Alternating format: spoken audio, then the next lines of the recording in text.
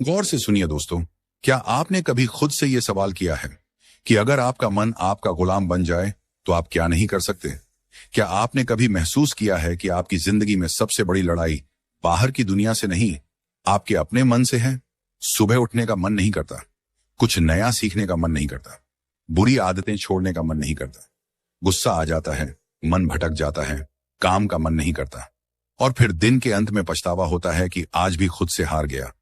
कभी सोचा है कि ऐसा क्यों होता है? इस वीडियो में हम उसी गहराई तक उतरेंगे जहां से ये सारा खेल शुरू होता है, आपके मन से। और बात बस समझने की नहीं है, बात है जागने की, सच को देखने की और अपने मन को साधने की। क्योंकि जिसने अपने मन को साध लिया उसने सारा संसार जीत लिया।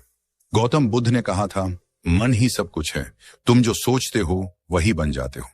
अब जरा सोचिए, अगर आपका मन ही बार बार सोचता है कि मैं कमजोर हूं, मुझे नहीं आता, मेरा ध्यान नहीं लगता, तो वो सोच धीरे धीरे आपका सत्य बन जाती है। और यही है मन की सबसे बड़ी चाल। वो आपकी बनाई हुई आदतों, भावनाओं और यादों का गुलाम बन जाता है और आपको गुलाम बना देता है। मन एक बंदर की तरह है जो हर पल उछलता है, कभी भविष्य की चिंता में तो कभी अतीत के पछतावे में। आपके साथ भी होता है ना? आप कुछ करने बैठते हैं और अचानक मन कोई पुरानी बात याद दिला देता है, कोई दुख, कोई गलती, कोई डर, और फिर आप वहीं अटक जाते हैं, कुछ करते ही नहीं। आपका शरीर वहीं बैठा होता है पर मन कहाँ होता है कोई नहीं जानता। अब जरा सोचिए, ये वही मन है जो आपको महान बना सकता है अगर आप इसे समझ लें, इसे दिशा दे दें। क्योंकि मन खुद नहीं जानता कि क्या अच्छा है क्या बुरा है, वो तो बस जिस चीज को आप बार बार दोहराते हो उसी को सच मान लेता है।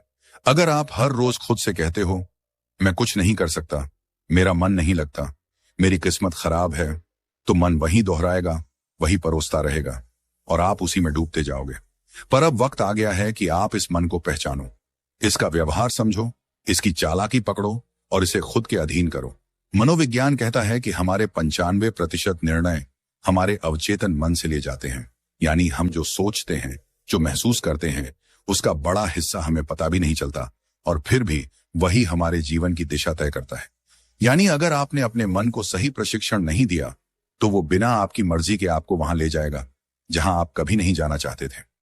अब एक बात ध्यान से समझो, अगर आपका मन ही नियंत्रण में नहीं है तो दुनिया का कोई लक्ष्य, कोई रिश्ता, कोई सफलता आपको संतोष नहीं दे सकती। क्योंकि उस सब को जीने के लिए सबसे पहले जिस चीज की जरूरत है वो है मन की स्थिरता। आधुनिक विज्ञान भी यही कहता है, दिमाग की वायरिंग और फायरिंग, यानी आप जैसे सोचते हो वैसे ही आप बनने लगते हो। हर बार जब आप नकारात्मक सोचते हो, आपका दिमाग उसी सोच की आदत डाल लेता है और यही आपकी आइडेंटिटी बन जाती है। अब जरा रुकिए और सोचिए, क्या आप वाकई अपने मन के मालिक हैं या फिर आपका मन ही आपको चला रहा है? यही है वो सवाल जो इस वीडियो की शुरुआत है। क्योंकि जब तक आप इस सवाल का जवाब खुद नहीं ढूंढोगे तब तक कोई बाहरी ज्ञान, कोई मोटिवेशन, कोई तरीका काम नहीं करेगा। इस वीडियो में हम आपके सामने वो रहस्य खोलने वाले हैं जिसके बाद आप जानोगे कि मन को जीतना क्या होता है और कैसे हर आम इंसान अपने मन की शक्ति को जागृत कर सकता है। और याद रखिए, मन को जीतना कोई एक दिन का काम नहीं है, ये एक अभ्यास है, एक यात्रा है, एक युद्ध है जो हर दिन लड़ा जाता है। लेकिन अगर आप इस युद्ध को समझ लें तो जीत पक्की है। अब हम उस बिंदु पर पहुंच चुके हैं जहां से असली सफर शुरू होगा। इस सफर में हम जानेंगे मन को कंट्रोल करने की 5 सबसे शक्तिशाली विधियां जो न केवल आपके विचारों को बदलेंगी बल्कि आपके जीवन की दिशा ही मोड़ सकती हैं। तो बने रहिए इस वीडियो के साथ, क्योंकि अब जो आएगा वो सिर्फ जानकारी नहीं, जागृति है। पहली विधि, सकारात्मक आत्मवार्ता, पॉजिटिव सेल्फ टॉक। क्या आपने कभी अपने आप से कहा है, मुझसे नहीं होगा? स्विंगल, मैं हमेशा गलती करता हूं। जेरेनियम, मेरे बस की बात नहीं है। अगर हां, तो आज इस वीडियो को पूरा देखना आपके जीवन की दिशा को बदल सकता है। क्योंकि जिस व्यक्ति से आप सबसे ज्यादा बातें करते हैं वो कोई और नहीं, आप खुद हैं। और यही बातचीत आपके भविष्य की दिशा तय करती है। हमारा मन जो सोचता है वही हम बनते हैं। ये बात सिर्फ कोई मोटिवेशनल डायलॉग नहीं है, ये विज्ञान भी कहता है और ब्रह्मज्ञान भी। मन को कंट्रोल करने की पहली शक्तिशाली विधि है सकारात्मक आत्मवार्ता, यानी अपने आप से सकारात्मक बातें करना। ये कोई मामूली आदत नहीं, ये आपकी आत्मा से सीधा संवाद है। जब हम रोज खुद को नकारात्मक बातें कहते हैं, जैसे मैं कमजोर हूं, मेरे साथ ही ऐसा क्यों होता है, मुझे कुछ नहीं आता, तो हमारा अवचेतन मन, सबकॉन्शियस माइंड, उन बातों को सच मानने लगता है। फिर वही बातें हमारी आदत बन जाती हैं, हमारी सोच बन जाती है, और धीरे धीरे हमारा भविष्य भी वैसा ही बनने लगता है। मनोविज्ञान कहता है कि हमारा अवचेतन मन हर उस बात को रिकॉर्ड करता है जो हम खुद से बार बार कहते हैं। इसलिए अगर आप खुद से बार बार बोलते हैं मैं हार जाऊंगा, तो आपकी सोच हारने वाली बन जाएगी। और अगर आप खुद से रोज बोलें मैं कर सकता हूं, मैं सीख सकता हूं, मुझे खुद पर विश्वास है, तो आपका दिमाग उसी दिशा में काम करने लगेगा, सफलता की दिशा में। इस आत्मवार्ता का असर केवल आपके आत्मविश्वास पर ही नहीं पड़ता, बल्कि ये आपके शरीर की ऊर्जा, आपके फैसले और आपकी दृष्टि तक को प्रभावित करता है। गौतम बुद्ध ने कहा था, मन ही सब कुछ है, जैसा तुम सोचते हो वैसे ही बन जाते हो। उनकी ये बात आज के विज्ञान से भी मेल खाती है। पॉजिटिव सेल्फ टॉक हमारे न्यूरॉन्स को नए रास्ते बनाने पर मजबूर करती है। यानी जब आप बार बार खुद से अच्छा बोलते हैं, तो आपका दिमाग नई संभावनाओं के लिए खुलने लगता है।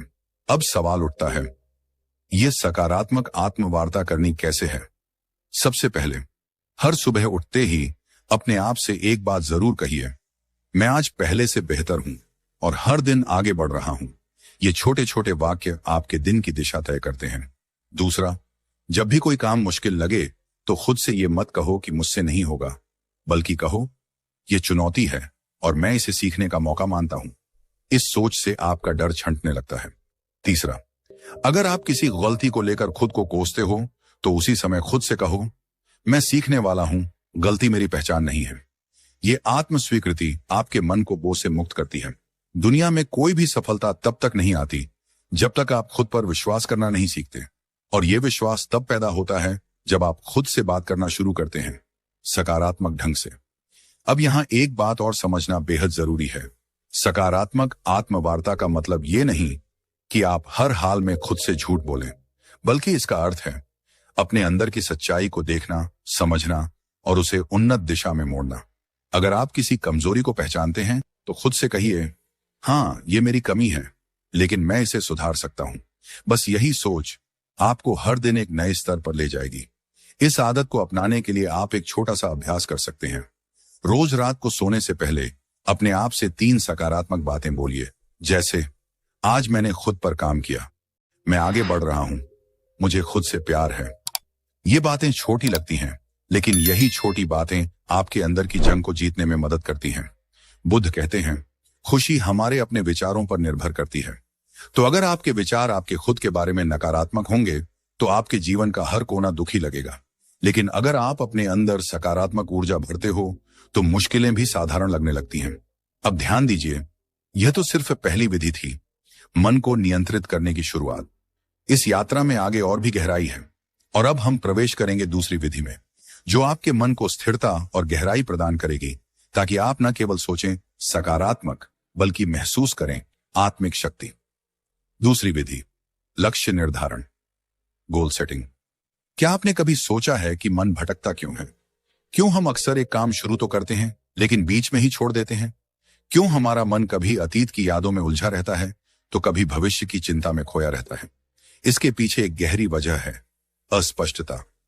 मन को दिशा तब मिलती है जब उसे पता हो कि उसे जाना कहां है, और जब यह दिशा नहीं होती, तो मन बिल्कुल उस घोड़े की तरह होता है जो खुली जमीन में बेतहाशा दौड़ रहा हो, बिना किसी मंजिल के। इसलिए मन को नियंत्रित करने की दूसरी शक्तिशाली विधि है लक्ष्य निर्धारण। जी हां, स्पष्ट, यथार्थवादी और प्रेरणादायक लक्ष्य। जिस इंसान ने अपने जीवन का उद्देश्य तय कर लिया, उसका मन खुद ब खुद अनुशासित हो जाता है। गौतम बुद्ध ने एक बार कहा था, यदि कोई व्यक्ति एक बाण को निशाने पर चलाता है, तो पहले वह जानता है कि निशाना कहां है। उसी प्रकार जीवन को सही दिशा में ले जाने के लिए मनुष्य को पहले अपने लक्ष्य को जानना चाहिए। यह बात सिर्फ बौद्ध दर्शन में नहीं, बल्कि आधुनिक मनोविज्ञान में भी साफ साफ कही जाती है। मनोवैज्ञानिक कहते हैं कि जब आप स्पष्ट लक्ष्य बनाते हैं, तो आपका मस्तिष्क एक केंद्र बिंदु ढूंढ लेता है। यह केंद्र बिंदु दिमाग को एक ही दिशा में सोचने, योजना बनाने और मेहनत करने के लिए प्रेरित करता है। जिस तरह से जीपीएस लोकेशन डाले बिना रास्ता नहीं दिखाता, उसी तरह लक्ष्य के बिना आपका मन आपको कहीं नहीं ले जाएगा, या फिर किसी ऐसी जगह पहुंचा देगा जहां आप कभी जाना ही नहीं चाहते थे। यहां पर एक महत्वपूर्ण तथ्य आता है। रेटिकुलर एक्टिवेटिंग सिस्टम, RIS, ये हमारे मस्तिष्क का एक खास सिस्टम होता है जो हमें सिर्फ उन्हीं चीजों पर ध्यान देने देता है जो हमारे लक्ष्य से जुड़ी होती हैं। उदाहरण के लिए, अगर आप सोचते हैं कि मुझे एक लेखक बनना है, तो अचानक आपको किताबें, लेखन से जुड़ी जानकारी और अवसर खुद ही दिखने लगते हैं। ये कोई जादू नहीं है, ये आपका लक्ष्य और दिमाग का आपसी तालमेल है।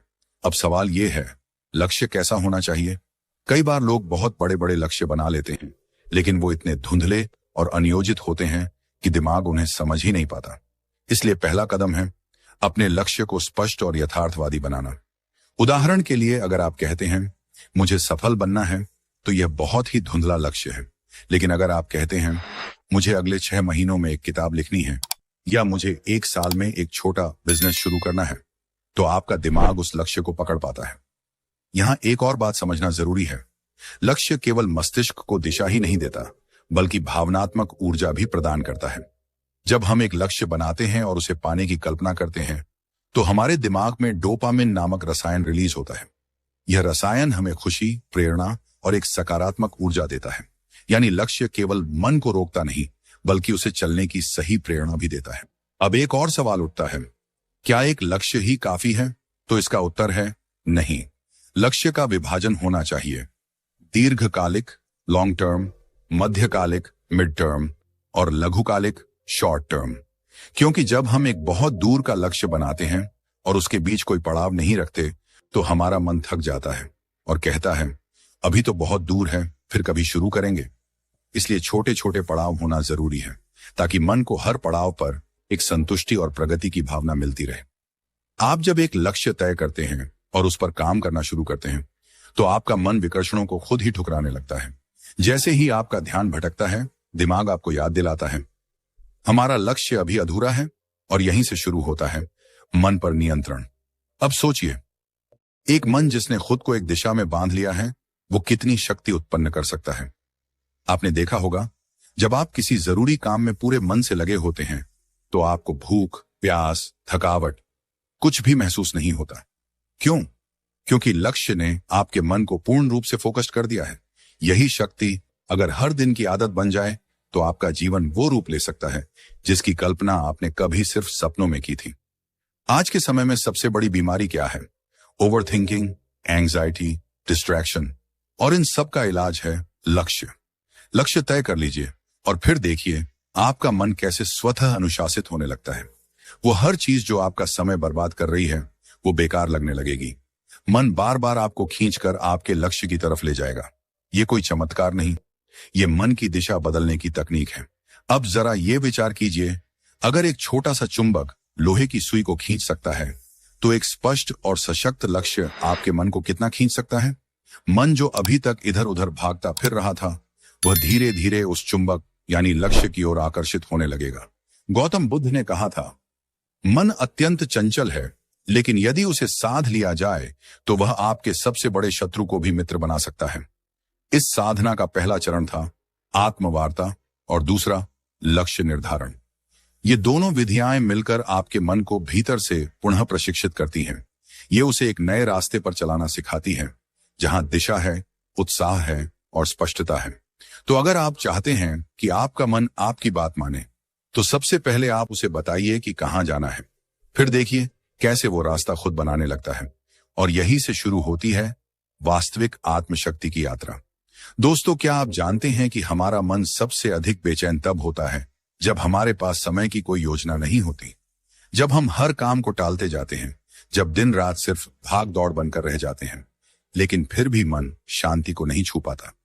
तब असल में दिक्कत समय की नहीं होती, बल्कि उस समय के प्रबंधन की होती है। और यहीं से शुरू होती है मन को काबू में रखने की तीसरी शक्तिशाली विधि, समय प्रबंधन। आज हम जिस दुनिया में जी रहे हैं, वहां व्यस्त रहना एक ट्रेंड बन गया है, लेकिन व्यस्त होना और व्यस्तता का प्रबंधन कर पाना, ये दोनों एक जैसी चीजें नहीं है। अगर आप दिन भर बहुत कुछ करते रहते हैं, लेकिन अंत में थक कर गिर पड़ते हैं और खुद से ही नाराज रहते हैं, तो यकीन मानिए आप समय को नहीं चला रहे, समय आपको चला रहा है। और जब समय हमें चलाने लगे, तो मन खुद ब खुद बेचैन, चिंतित और थका हुआ महसूस करता है। हमारा मस्तिष्क तब सबसे अच्छा काम करता है जब वह जानता है कि अगला कदम क्या है। मन को दिशा चाहिए, स्पष्टता चाहिए और वह स्पष्टता आती है अच्छे समय प्रबंधन से। जब आप हर काम के लिए एक उचित समय निर्धारित कर देते हैं, जब आप जानते हैं कि किस काम को कब करना है, तो आपका मन खुद ब खुद शांत रहता है, क्योंकि उसे पता है अब कुछ भी अनियंत्रित नहीं है। समय प्रबंधन केवल घड़ी की सुइयों को देखने का नाम नहीं है। यह एक विज्ञान है, एक कला है और साथ ही एक साधना है। अगर आपने इसे साध लिया तो आप केवल अपने दिन को नहीं, अपने जीवन को, अपने भाग्य को और अपने मन को भी साध लेंगे। आधुनिक मनोविज्ञान कहता है कि जब हम अपने दिन की योजना बनाते हैं और उसे फॉलो करते हैं, तो हमारा ब्रेन डोपामिन नामक एक रसायन छोड़ता है जो हमें संतुष्टि और ऊर्जा का एहसास कराता है। यह वही रसायन है जो तब निकलता है जब हम कोई उपलब्धि प्राप्त करते हैं। यानी यदि आप हर सुबह अपनी दिनचर्या तय कर लेते हैं और दिन के अंत में उस पर टिके रहते हैं, तो आपका मस्तिष्क आपको एक सफल व्यक्ति की अनुभूति देता है, जिससे आत्मविश्वास बढ़ता है, चिंता घटती है और मन शांत होता है। अब बात करें ब्रह्म ज्ञान की, तो हमारे प्राचीन ग्रंथों में भी समय को सबसे बड़ा गुरु माना गया है। वेदों में कहा गया है, कालो ही परमम बलम, अर्थात समय ही सबसे बड़ी शक्ति है। जो इस शक्ति के साथ चलना सीख लेता है, उसके लिए कोई भी लक्ष्य असंभव नहीं रह जाता। गौतम बुद्ध भी समय के महत्व को भली भांति समझते थे। उन्होंने एक जगह कहा था, जो व्यक्ति एक क्षण को भी व्यर्थ नहीं जाने देता, वह जीवन को पूर्णता के साथ जीता है। बुद्ध के अनुसार जीवन की सच्ची शांति तभी संभव है जब हम हर क्षण में जागरूक रहें, हर पल का उपयोग करें। उन्होंने एक और अद्भुत बात कही थी, भविष्य की चिंता मत करो, भूतकाल के पछतावे में मत रहो, वर्तमान क्षण में जियो, क्योंकि यहीं पर जीवन है। समय प्रबंधन हमें वर्तमान में केंद्रित रहने की कला सिखाता है। जब हम अपने कार्यों को समयबद्ध करते हैं, तो हम अपने मन को अनावश्यक विचारों और चिंता से बचाते हैं। इससे मन न तो अतीत की गलियों में भटकता है, न भविष्य की अनिश्चितता में उलझता है। वह ठहरता है, जागता है और नियंत्रण में आता है। आधुनिक समय में अगर कोई व्यक्ति कहता है, मेरे पास समय नहीं है, तो असल में वह कह रहा है, मेरे पास प्राथमिकता तय करने की कला नहीं है। क्योंकि सच ये है कि हम सबके पास एक ही दिन के 24 घंटे हैं। अंतर केवल इस बात में है कि कोई उन्हें कैसे उपयोग करता है। कोई उस समय से अपने सपनों का महल बना लेता है, तो कोई उसी समय को टालमटोल और आलस्य में गंवा देता है। एक और मनोवैज्ञानिक शोध यह बताता है कि जब कोई व्यक्ति अपने कामों को प्रॉपर टाइम फ्रेम में बांट देता है, तो उसकी निर्णय लेने की शक्ति और आत्मनियंत्रण सेल्फ कंट्रोल में 35% तक की वृद्धि देखी जाती है। यानी समय की सही योजना न केवल काम में सहायता करती है, बल्कि मनोबल और मानसिक स्थिरता को भी बढ़ाती है। अब सोचिए, अगर हर सुबह उठकर आप केवल इतना जान लें कि आज का दिन आपके हाथ में है और आपको इसे इस प्रकार जीना है कि शाम तक आपका मन थक कर नहीं बल्कि तृप्त होकर सोए, तो कितना बदल जाएगा आपका जीवन। आप स्वयं अनुभव करेंगे कि मन अब उतना बेकाबू नहीं है, विचारों का शोर कम हो रहा है और एक गहरी स्पष्टता जन्म ले रही है। समय का सही प्रबंधन एक तरह से अपने आप से किया गया सबसे सुंदर वादा है कि मैं अपने जीवन को अनमोल मानता हूं और इसे यूं ही व्यर्थ नहीं जाने दूंगा। और जब यह भाव मन में दृढ़ हो जाता है, तब मन भी उसी अनुरूप काम करता है, वह आपके नियंत्रण में आने लगता है। तो यदि आप अपने मन को नियंत्रित करना चाहते हैं, शांत और स्थिर बनाना चाहते हैं, तो अपनी दिनचर्या को पुनः रचिए, हर घंटे का हिसाब रखिए और सबसे जरूरी, हर पल को पूरी जागरूकता और गहराई से जीने की आदत डालिए। जब मन देखेगा कि आप समय का सम्मान कर रहे हैं, तो वह भी आपको सम्मान देगा। दोस्तों, क्या आप जानते हैं, हम सबके भीतर एक ऐसी शक्ति है जो अगर जाग जाए तो न कोई डर टिक सकता है, न कोई चिंता, न कोई भ्रम। लेकिन अफसोस की बात यह है कि आज की भाग दौड़ भरी जिंदगी में हम उस शक्ति से बिल्कुल कट चुके हैं। मन एक भटकती हुई हवा बन गया है, कभी अतीत के पछतावे में उलझा हुआ, तो कभी भविष्य की चिंता में डूबा हुआ। और यही सबसे बड़ा कारण है मानसिक अशांति का, नींद ना आने का, अकेलेपन का और आत्मविश्वास की कमी का। आज हम बात करने जा रहे हैं ध्यान की, यानी मेडिटेशन की। ये सिर्फ कोई साधना नहीं, ये कोई ट्रेंड नहीं, ये कोई वेस्टर्न तकनीक नहीं, बल्कि ये हमारी ही आत्मा का द्वार है, जिससे होकर हम अपने भीतर के सच्चे स्वरूप तक पहुंच सकते हैं। हर दिन कुछ ही मिनट का ध्यान आपके पूरे जीवन की दिशा बदल सकता है। और यह कोई अतिशयोक्ति नहीं है, यह विज्ञान भी मान चुका है और ब्रह्म ज्ञान भी बार बार इसी बात की पुष्टि करता है। जब आप ध्यान करते हैं, तो सबसे पहले जो होता है वो यह कि आपका मन स्थिर होता है। वह मन जो अभी तक बंदर की तरह इधर उधर कूद रहा था, वह शांत हो जाता है। और जब मन शांत होता है, तभी तो आप अपने विचारों को स्पष्ट देख सकते हैं। ये क्लैरिटी ऑफ थॉट्स ही आपकी हर समस्या का हल है, क्योंकि समस्या से ज्यादा परेशान करने वाला तो भ्रम होता है, और भ्रम तब टूटता है जब विचारों में स्पष्टता आती है। आज मनोवैज्ञानिक भी कहते हैं कि जब कोई व्यक्ति रोज 10 से 15 मिनट ध्यान करता है तो उसका एमिगडाला, जो हमारे मस्तिष्क का वह हिस्सा है जो डर और चिंता को नियंत्रित करता है, वो छोटा होने लगता है, और इससे व्यक्ति का इमोशनल रिस्पॉन्स सुधरने लगता है। मतलब यह कि जो बात पहले आपको बहुत जल्दी गुस्सा दिला देती थी, वही बात अब शायद आपको हंसी में टालने की शक्ति दे दे। जो पहले आपकी नींद छीन लेती थी, वही अब आपको गहरी नींद में डुबा दे।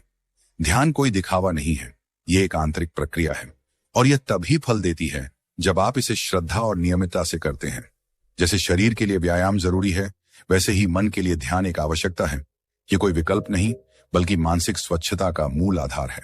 अब जरा एक पल रुकिए और अपने भीतर झांकिए, बिना किसी आवाज के, बिना किसी शब्द के, बस खुद के साथ कुछ पल बिताने की कोशिश कीजिए। क्या आप जानते हैं कि जब आप गहराई से ध्यान में जाते हैं तो आप न सिर्फ अपने विचारों को समझने लगते हैं, बल्कि आप यह भी महसूस करने लगते हैं कि आप वो विचार नहीं हैं। आप तो वो देखने वाला है जो हर विचार को आते जाते देख रहा है।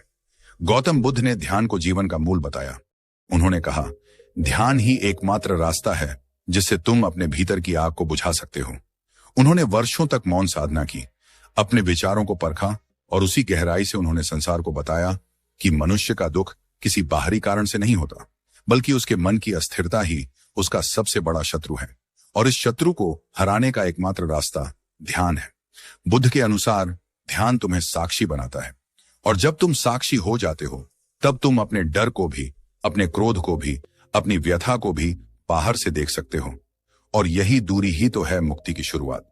आज जितना समय हम बाहरी चीजों पर खर्च कर देते हैं, मोबाइल स्क्रोलिंग, टीवी देखना या बेवजह की बातचीत, अगर उसी में से हम सिर्फ 15 मिनट अपने लिए, अपने मन के लिए दे दें, तो सोचिए हमारा जीवन कितना बदल सकता है। ध्यान करने के लिए किसी विशेष स्थान या किसी विशेष पद्धति की आवश्यकता नहीं।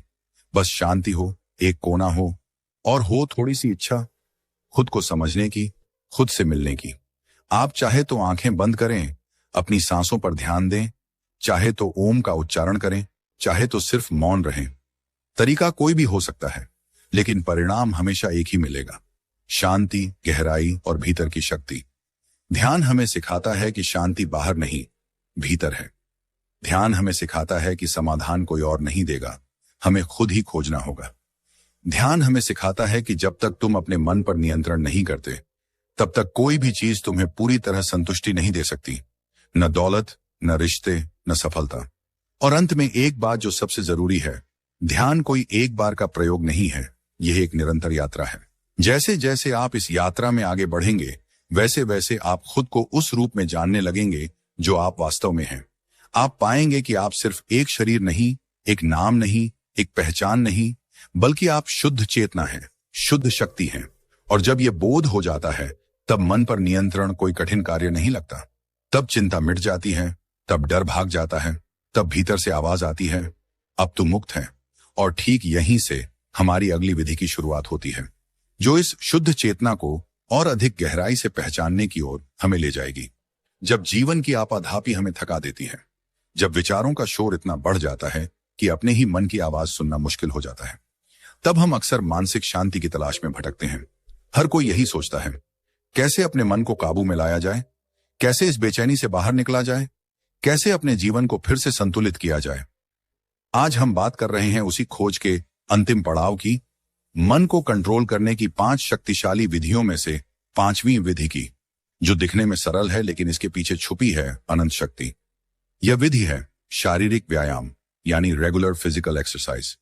अब आप सोचेंगे कि इसमें ऐसा क्या खास है, क्या वाकई शारीरिक व्यायाम से मन शांत हो सकता है? तो चलिए आज हम इस पर गहराई से बात करते हैं, सिर्फ शब्दों से नहीं, बल्कि विज्ञान, प्राचीन ज्ञान और अनुभव से जुड़े तथ्यों के आधार पर। सबसे पहले यह समझिए कि हमारे मन और शरीर का रिश्ता कितना गहरा है। जब शरीर में कोई बदलाव होता है तो उसका सीधा असर मन पर पड़ता है, और जब मन में कुछ चलता है तो शरीर भी उसका असर झेलता है। इसीलिए अगर आप अपने मन को नियंत्रित करना चाहते हैं तो शरीर को अनदेखा नहीं कर सकते। आधुनिक विज्ञान कहता है कि जब हम व्यायाम करते हैं, चाहे वो तेज चलना हो, योग हो, दौड़ना हो या कोई खेल, तो हमारा मस्तिष्क एंडोर्फिन्स नामक रसायन छोड़ता है, जिसे फील गुड हॉर्मोन्स कहा जाता है। यह वही रसायन है जो हमें सुकून देता है, तनाव को कम करता है और मन को स्थिर करता है। यही कारण है कि जो लोग रोजाना व्यायाम करते हैं वे मानसिक रूप से ज्यादा स्थिर, शांत और सकारात्मक बने रहते हैं। अब अगर हम प्राचीन ब्रह्म ज्ञान की ओर देखें तो वेदों और उपनिषदों में भी कहा गया है, शरीर माध्यम खलु धर्म साधनम, अर्थात यह शरीर ही धर्म पालन का पहला साधन है। जब शरीर स्वस्थ होगा तभी मन भी अनुशासित होगा और जीवन का लक्ष्य प्राप्त कर पाना संभव होगा। गौतम बुद्ध के जीवन में भी इसका विशेष महत्व देखने को मिलता है। बुद्ध ने अपने शिष्यों को केवल ध्यान और उपदेश ही नहीं दिए, बल्कि उन्हें नियमित रूप से चलने, शरीर को सक्रिय रखने और अपने शरीर के साथ अपने मन का भी ध्यान रखने की शिक्षा दी। जीवन में मध्य मार्ग अपनाओ, ये बुद्ध का सबसे बड़ा संदेश था। न तो शरीर को इतना थकाओ कि वह टूट जाए और न ही उसे इतना आराम दो कि वह जड़ हो जाए। संतुलन ही असली साधना है। ध्यान दीजिए, जब आप थके हुए होते हैं, तनाव में होते हैं या क्रोध में होते हैं तो आपका शरीर कैसा हो जाता है? आपकी सांसें तेज चलने लगती हैं, मांसपेशियां कस जाती हैं, नींद उड़ जाती है और पेट में गड़बड़ी होने लगती है। यह सब शरीर के अंदर का संकेत है कि मन ठीक नहीं चल रहा। लेकिन जैसे ही आप व्यायाम करते हैं, श्वास गहरी होती है, शरीर में ऊर्जा दौड़ती है, नींद सुधरती है और मन हल्का लगने लगता है। इसका एक और गहरा पक्ष है जो बहुत कम लोग समझते हैं। जब आप व्यायाम करते हैं तो आप अपने शरीर से जुड़ते हैं। उस क्षण आप वर्तमान में होते हैं, अभी और यही है being in the present moment, जो कि ध्यान का सबसे मूल सिद्धांत है। और जब आप इस तरह से हर दिन अपने शरीर के साथ उपस्थित रहते हैं तो धीरे धीरे आपका मन भी आपके नियंत्रण में आना शुरू करता है। व्यायाम का मतलब सिर्फ जिम जाना या भारी वजन उठाना नहीं है। यह तो आपकी दिनचर्या का एक हिस्सा बन सकता है, जैसे सुबह की सैर, सूर्य नमस्कार, प्राचीन योगासनों का अभ्यास या यहां तक कि खेतों में काम करना भी एक तरह का व्यायाम है। सवाल यह नहीं है कि आप क्या करते हैं, सवाल यह है कि आप कितनी नियमितता से करते हैं और कितनी श्रद्धा से करते हैं। और एक बात हमेशा याद रखें, जब आप अपने शरीर को रोज सुधारते हैं तो आप अनजाने में अपने मन को भी मन को नियंत्रित करना कोई एक दिन का काम नहीं है। ये एक यात्रा है, आत्मज्ञान की, अनुशासन की और अपने भीतर की शक्ति को पहचानने की। जब आप अपने मन को समझना शुरू करते हैं, उसे दिशा देना सीखते हैं, तो आप खुद महसूस करेंगे कि जीवन में कितनी शांति, स्पष्टता और ऊर्जा आ गई है। आज से ही छोटी शुरुआत करें, ध्यान करें, अपनी सांसों पर ध्यान दें, अपने विचारों को देखें और हर दिन खुद से जुड़ने का प्रयास करें। 1 दिन, 2 दिन, 1 हफ्ता और धीरे धीरे आप अपने भीतर के उस मौन को महसूस करेंगे जो अब तक बाहर की दुनिया के शोर में खो गया था। और याद रखिए, मन पर विजय ही जीवन की सबसे बड़ी जीत होती है। अगर आपको यह वीडियो पसंद आया हो, अगर आपको इससे कुछ सीखने को मिला हो, अगर इन बातों ने आपके मन को छुआ हो, तो कृपया इस वीडियो को लाइक करें, अपने दोस्तों और परिवार के साथ शेयर करें और हमारे YouTube चैनल को सब्सक्राइब करें। आपका एक एक सब्सक्राइब हमें प्रेरणा देता है कि हम आपके लिए और भी गहरा और भी सार्थक ज्ञान लेकर आए। हमारा उद्देश्य सिर्फ वीडियो बनाना नहीं, बल्कि आपके जीवन में एक सकारात्मक बदलाव लाना है। तो जुड़िए हमारे साथ इस आत्म विकास की यात्रा में, क्योंकि आने वाले वीडियो में हम बात करेंगे एक ऐसे विषय पर जो आपके जीवन के हर कोने को रोशन कर सकता है। धन्यवाद। शांत रहिए, जागरूक रहिए और अपने भीतर की शक्ति को पहचानते रहिए।